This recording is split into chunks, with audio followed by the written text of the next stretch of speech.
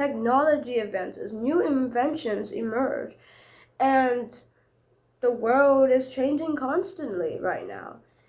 There becomes a higher standard of living for humans and a more sophisticated world for humans to live in. And all of this happens at a cost, a hefty cost at that.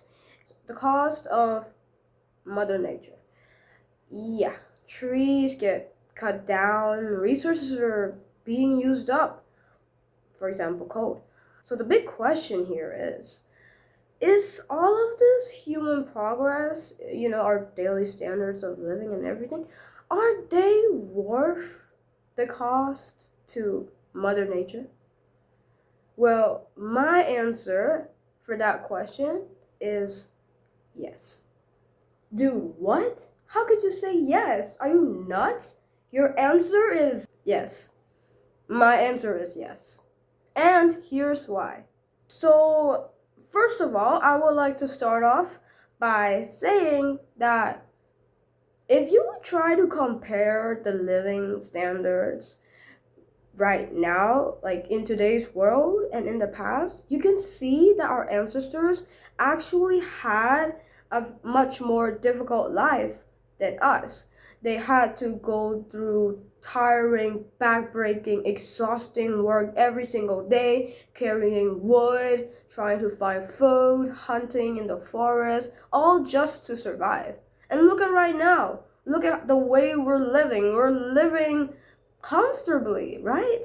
And since we're living comfortably, we can focus on other things, such as developing our skills and abilities. We don't have to focus on just surviving anymore. We can actually focus on developing our other things that we might like to do. Like, for example, a person who might like to sew could take up sewing. She could develop the artistic talent of sewing, designing, fashion, and this happens in every field. And when this happens, the society actually develops, leading to a better lifestyle for everyone. You could take as an example like a rice cooker.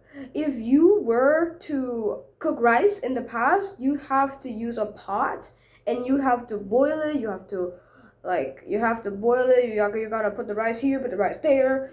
Everything is it's quite complex. But right now, you just put in the rice cooker. Done. Saves your time. You can do other things.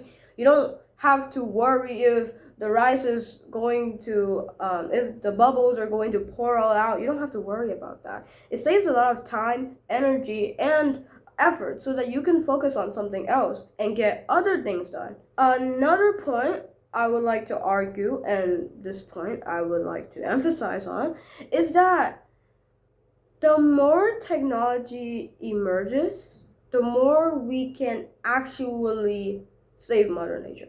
Yeah, I know it sounds quite confusing and I know it sounds quite crazy, but listen to me, hear me out, okay? In the past, if you wanted a fire to cook, you'd have to go out, cut wood, cut down trees, and I'm pretty sure everybody did this, right? It's not just you who cut down the trees so that you could get wood to cook with.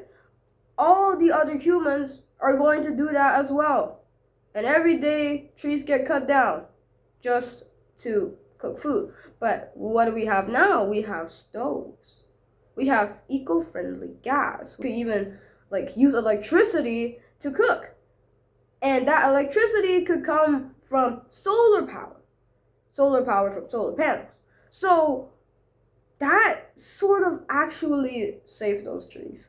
If we had never cut down those trees to start developing our societies, to make paper, to make factories, we wouldn't have solar energy. And if we didn't have solar energy, more energy would have been wasted. So that that kind of proves my point here. If you just think of everything I just said and really put it all together, I think you can see my point.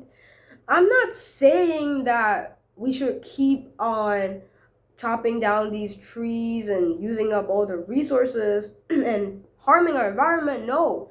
What I'm trying to say is we should develop our technologies at the cost of these, of course, but then we should develop them so that we could in turn help the environment all over again.